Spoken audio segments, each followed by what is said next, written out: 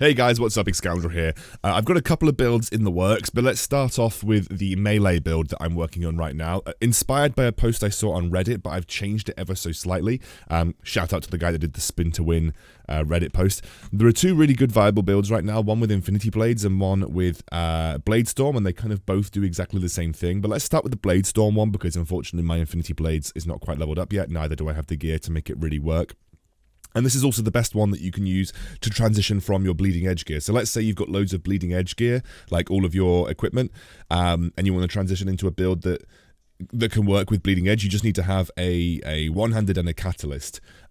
Essentially is the only major changes that I've made to my gear since having bleeding edge.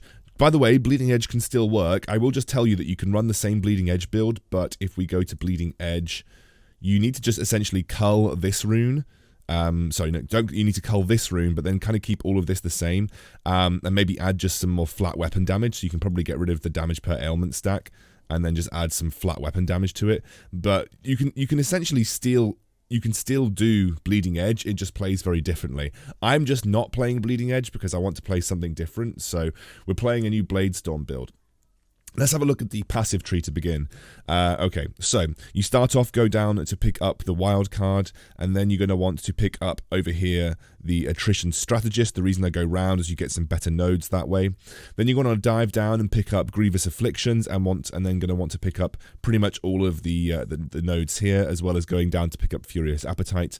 Then you're going to want to pick up merciless lethality, and then you're going to want to move in and pick up dire juncture and also time, which time cannot heal. And then finally you're diving down here to pick up the rage generation on kill, as well as the lifesteal, also picking up the damage to people who are movement impaired, and then we're diving over here to pick up the increased single target damage, and then picking up the defensive side of the tree where we've got the increased chance to block, as well as picking up the weakness stacks to anybody that you block, and you're also picking up here the salvatory anchor for defense. So that is the setup right now that I've got for my passive tree. Right, so let's move on to our stats. Okay, stats-wise, let's have a look at stats. I have split pretty much 70-30 between ferocity and toughness. The reason being is that I wanted a good critical strike chance, so I've got a 47%, I can't even read, 54.7% critical strike chance. And then I wanted to have it like 100k HP, so I've got 100k HP right here, which is fine. Most of that comes from my gear. I haven't put anything in agility or wisdom. You don't need to put much in wisdom because you're going to be able to apply ailment stacks really easily anyway. So I'm not putting anything in wisdom right now. Let's take a look at our skills then. So starting off, I haven't actually got these guys to level. I haven't got these skills to level 10 yet, but this is the setup that you're going to want for the anomaly. So you're going to want 2 vortexes, ailment chance score, pulls in multiple times, skill duration, and your enemies are damaged when they're pulled in by the vortex. That's what you're going to want for the anomaly. For plague burst, you are going to want essentially these runes that I've got here. So increase area of effect, ailment chance score, poisonous cloud, increase explosion damage for each ailment stack, increased chance to inflict ailments and enemies inside the explosion area radius effect, critical damage, and then we're also eventually going to want to pick up chance for explosion to frenzy enemies. Those are the nodes that you're going to want for here. I just don't have it to level 10 yet, or I don't have 10 points yet, so I'll be able to pick that up later. All right, Bulwark of Dawn. You're going to want to take these 4 on the left-hand side, and then the area of effect dealing damage. And then when you get 10 points, you're going to want to drop this one here, because I've only got that because I haven't got the extra points. And you're going to want to put it into Divine Omnipresence, allowing it to follow you around. That's a really important utility node. It means that you can clear maps a bit quicker. Right now, I don't actually have the points for it, so I'm just going to stick it in Willpower Crossed. Sure. I've taken Dusk Shroud because I have a dagger, and I'm going to have the break crowd control effects, move through enemies while invisible, allows you to attack enemies for a short period while invisible. Then we're going to add some curse stacks, and we're also going to reduce the cooldown. Warpath, same modifiers as you'll know from the Bleeding Edge build, creates a damage dealing shockwave, grants buff to your allies and yourself, rage cost per second but allows you to charge the skill for a long period of time, and then you're going to want converting physical damage to fire damage, and then increase the weapon damage overall. That allows you to apply burning stacks. And then with Bladestorm, These are the ones that you're going to want for Bladestorm. So you're going to want to have Unfettered Determination, increased ailment, increased damage per ailment an enemy has. You're going to want critical damage and weapon damage, and then there's increased tick rate upon inflicting a critical hit. Now you can drop this, and you can have these two for rage generation, but I'm just using this one right now. And you could also have enemies hit by this skill spawn health globes. This means that you're going to have a lot of sustain versus bosses. I just don't have it to level 10 right now, but that's what I would go for. So you can either drop the cascading rhythms and pick up some rage generation at the top, or pick up the increased critical hit tick rate, and then enemies by this hit by this skill spawn health globes. So those are my skill setups. You don't need Warpath, or rather you don't need Dusk Shroud. I think Warpath is more important. You don't need Dusk Shroud, so if you only have 4 skill slots, you can drop Dusk Shroud. Gear-wise, pretty much the same as you've got for Bleeding Edge for the most part. You're looking for toughness, you're looking for health and resistances, and then you're looking for anything that is going to be affecting critical chance score. Critical chance score and critical chance damage, especially critical chance damage. Critical chance damage is a really big one, but to be honest with you, it's pretty much the same from the Bleeding Edge guide that I had previously. But for those of you that haven't watched that, let's run through it. Boots, I like to have toughness, resistances, critical chance score, and if you can, movement speed. Of course, I don't have movement speed right now, but that's okay. Leg plates, damage, transfer time reduction between willpower and rage, and then you want toughness and critical chance score. Again, I don't have the perfect gear. Sockets, you really should either be looking for health, so flat health, defensive 3s, or you're going to be looking for specific resistance scores, depending on what you need to fulfill a good set of resistances for your gear. I have actually incorrectly socketed these right now because I just didn't have the money to roll for the sockets. Same with the chest plate and same with the helm. They are all the same as the legs.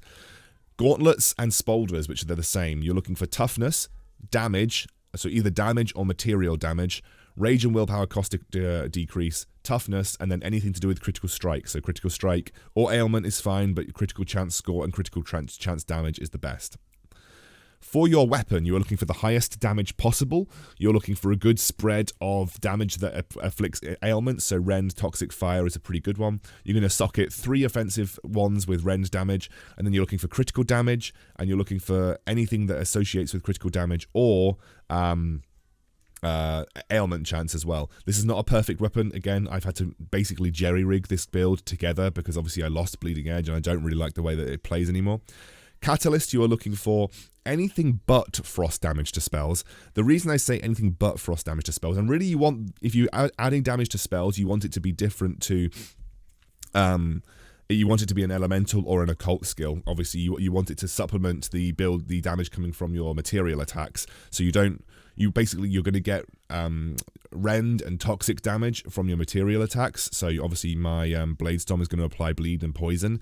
But when it comes to your spells, you want to have something like shadow, you want to have something like fire, you want to have something like that. Frost damage doesn't actually count as an ailment, and while it's nice that you freeze people, it doesn't actually count as an ailment, and therefore actually having frost damage added to spells will actually hinder your damage overall. So that's why this is not a particularly good catalyst for me. But then anything that's like critical damage, anything that is ailment related, any toughness maybe, and also any spell damage is also pretty good. Spell damage will affect some of the damage that you do with your spells, obviously. And when it comes to socketing, I either have 2 defensive ones and a support 3, but although if you've got support 3s across all of your rings and you have reduction on all of your gear, you do not need support 3 sockets for your catalyst. So I would recommend defensive 2s or defensive 3s for specific resistance generation or for flat health. Would not recommend support if you don't need the support.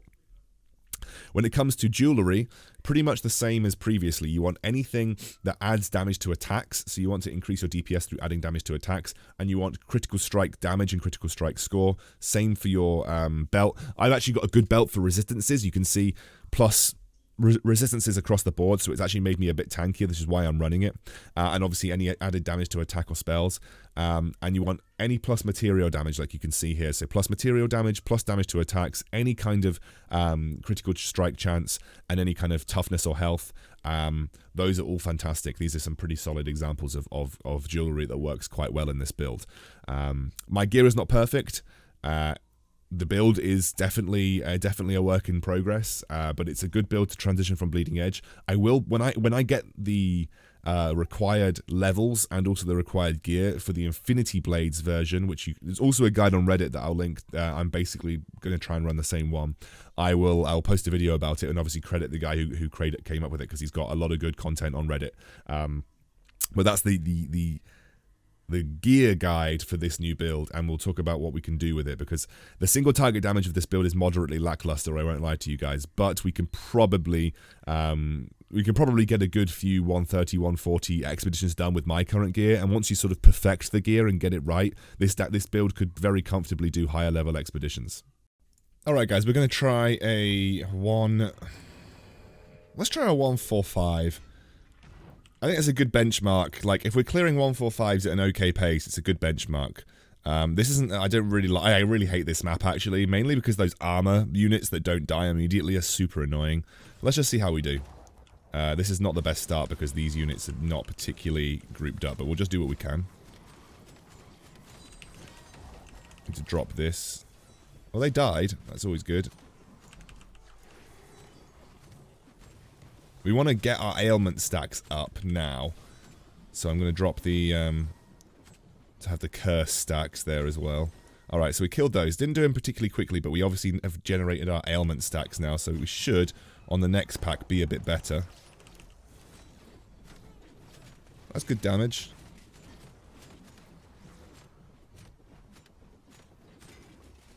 Definitely, I think, better when we do bigger packs. I definitely think this build is going to struggle a bit more with bosses than other builds. Okay, that's better. There we go. Much better when everything's grouped up, because we can just spin it down and then we kill it. That's good. There we go. So we group everything up like that. Jump in. I'm going to drop the curse stacks again as well. These things are a little bit harder because they are just, like, annoying. However, we do have the ailments, so we can obviously make ailments work for us. Alright, so drop everything, including this, and just go to town. Alright, we're doing alright versus single target once we get all the damage up. This is like one of the most annoying maps in the game, though. I don't know if you guys feel that way, but... So versus packs, we're completely fine. Versus single target, our damage is going to be a bit lackluster, but we kind of expected that. I mean, that's the same thing with Bleeding Edge now, by the way, guys. Bleeding Edge is still very good in AoE, but its single target damage is kind of eh. So we're doing alright in a 145 so far. The one thing is that we're not dying. Like, we're not taking any damage. That's mainly because I've got a very high resistance score and also made sure that we put toughness on our gear. So we are definitely not dying right now.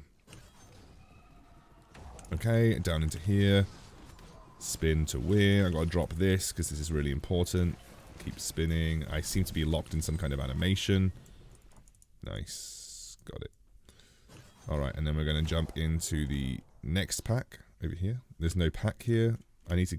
Basically, you want to collect as many people as physically possible, and then I'm going to pop the shroud.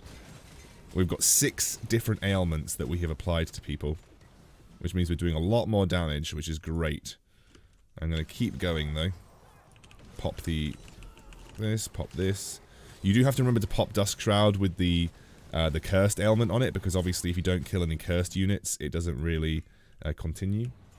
Oh, I just popped it. Keep thinking I've got Warpath. I keep thinking I've got Warpath on 5 for some reason, so I keep hitting 5.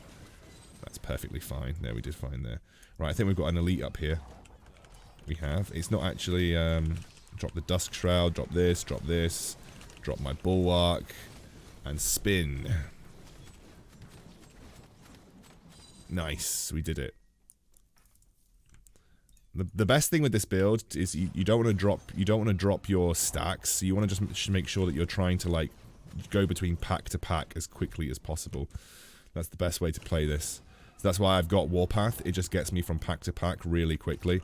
Because obviously you can see that the curse stacks drop really quickly. So I'm just going to keep going. Drop another one here, sweet, and then drop that. Kill those people that have got the curse stacks on them.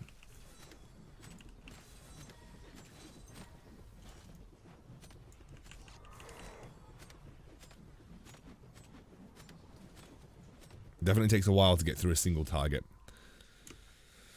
Kind of expected that, though. This is kind of what I was expecting. Oh, I don't know what happened there. I'm going to drop the curse stacks as well, and then we're just going to just spin on everybody. Spinning everywhere. Doing alright so far. Ah, there's an elite here. This is a good chance to figure out, like, how... I mean, we're not dying. The good thing would be if I had a legendary, if I had lifesteal on my weapon, but actually, we did alright there, I would say. Like, we're really, really good by grouping up lots of units. Like, when we group up lots of units, we're in a really, really good spot.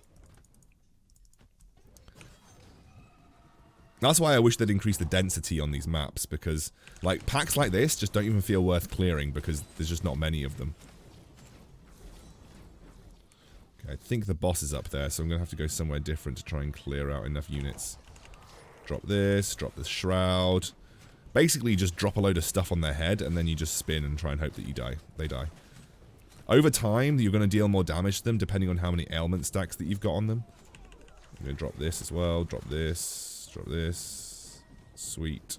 They just all instantly died. And I was right about the boss location. So let's charge towards the boss. And I hit the wall. Because I'm very good. Ah, there was actually monsters up here. You should always check, I think. But yeah, you can never really guarantee.